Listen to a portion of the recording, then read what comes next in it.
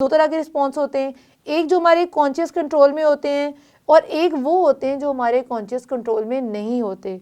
तो motor pathway जब body के उन पार्ट्स तक मैसेज लेके जाती है जो हमारे कॉन्शियस एक्शन को कंट्रोल करता है, तो हम उसे कहते हैं सोमैटिक नर्वस सिस्टम। ठीक है जी।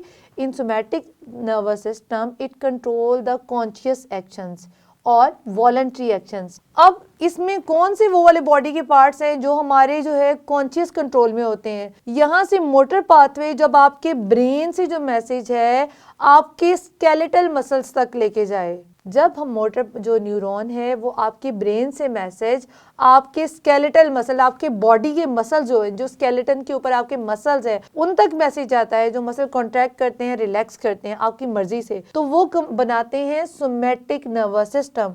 यहाँ से जो मैसेज है वो सेंट्रल नर्वस सिस्टम से कहाँ जाता है? स्केलेटल मसल में।